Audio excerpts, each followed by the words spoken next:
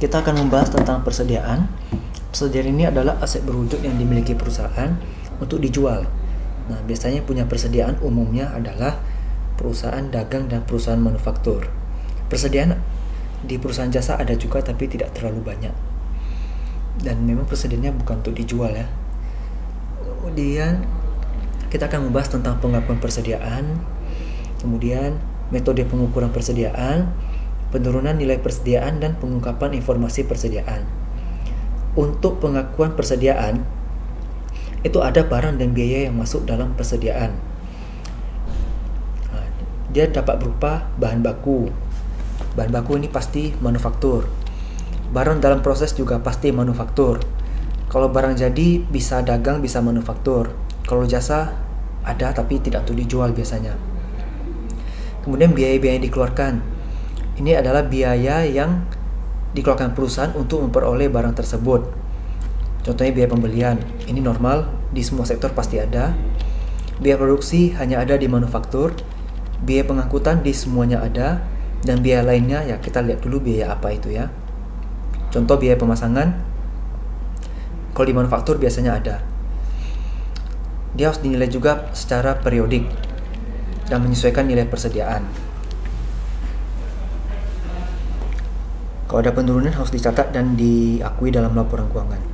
Nah, kita ada metode yang terkenal, ini ada average, FIFO, dan LIFO. Biaya persediaan dibagi dengan total biaya dengan jumlah barang persediaan. Ini metode rata-rata atau average. Kalau harga barang relatif stabil dan tidak fluktuatif, cocok pakai metode ini. Contoh, ada 1000 unit barang dengan biaya persediaannya $10.000. Berarti rata-ratanya 10.000 dibagi 1000, dapatnya $10 per unit. Kalau dia jual 500 ya harganya tetap $10. Berarti produk barang yang tersisa tinggal 500, itu pun kita tetap kalinya $10. Kalau misalnya dia ada nambah 1000 unit dengan harga $11, berarti kita rata-ratakan lagi nanti persediaannya. Nah, biaya persediaan akan jadi aset. Kalau biaya persediaan itu akan menjadi COGS, cost of goods sales. Ini yang akan mengurangi pendapatan neto, kurangi HPP atau COGS, baru dapat laba bruto. Kemudian FIFO, first in first out, artinya biaya atau barang yang duluan masuk itu yang duluan keluar. Ini cocok dengan metode, dengan kondisi yang barangnya itu harganya berubah-ubah. Contoh ini ada 1000 unit barang, 500 unit dengan $5, 300 unit dengan $6, 200 unit dengan $7. Maka total persediaannya kan kita kalikan masing-masing, dapat 5.700. Perusahaan jual 500 unit, berarti dapatnya berapa? Persediaannya, biaya persediaan itu kita pakai biaya yang pertama dulu.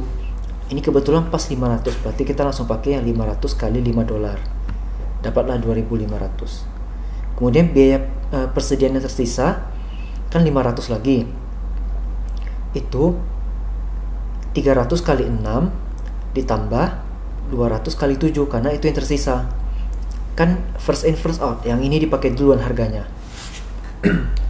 Nah, setelah dikali dapatlah 3.200. Jadi kalau ada beli barang lagi ya sama, lanjut caranya tetap sama. Kemudian ada LIFO. Ini duluan keluar. Terakhir masuk duluan keluar.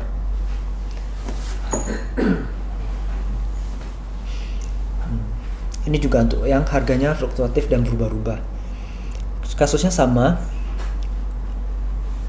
tapi kita cara hitung HPP-nya berbeda. Setelah dibaca, biaya persediaan yang 500 pertama 500 yang terjual itu kita harus ambil dari bawah dulu, 200 yang $7 dan 300 yang $6. Maka biaya persediaannya adalah 3.200. Ini yang menjadi HPP. Sedangkan nilai persediaan akhirnya, karena ini 500 sudah habis, kita pakai 500 yang ini untuk persediaannya. Jadi memang cenderung menggunakan harga awal. Jadi persediaan akhirnya 2.500. Coba kita lihat dengan metode yang sama. Dengan metode yang berbeda, hasilnya pun berbeda kan? Yang tadi nilai persediaan akhirnya 3.200. Kalau ini nilai persediaan akhirnya adalah 2.500. Metode LIFO itu sudah tidak diizinkan lagi untuk digunakan karena kita bayangkan saja harga cenderung naik. Kalau di mana saja ada inflasi, harga memang akan cenderung naik. Maka pengungkapan informasi harga di laporan keuangan pun harus yang mendekati kenyataan atau nilai wajar saat ini. Ini $5 sudah mengalami 2 kali kenaikan.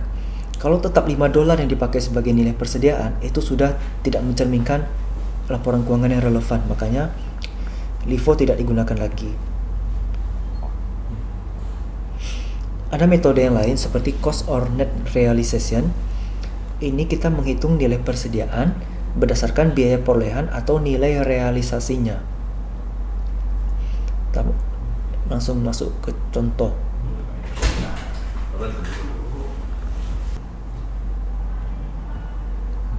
Nah, ini ada contoh.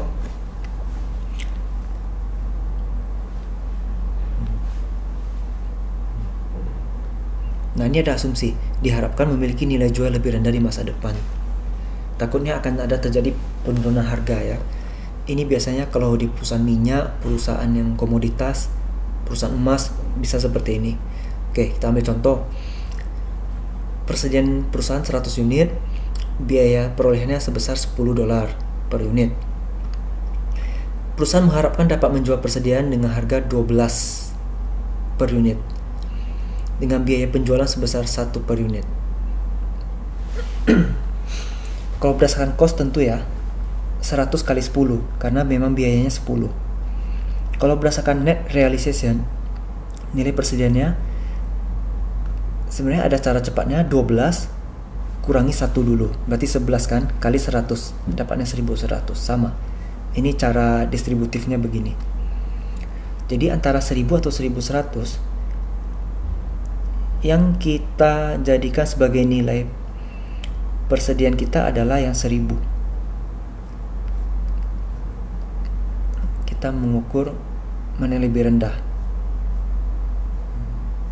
supaya mana tahu tiba-tiba harganya turun, kita sudah antisipasi dengan mencatat yang lebih rendah terlebih dahulu.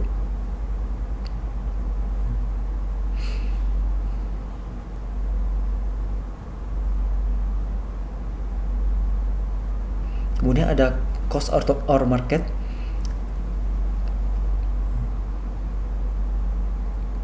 Nilai persediaan diukur berdasarkan nilai pasar saat ini dibandingkan dengan biaya untuk memperolehnya.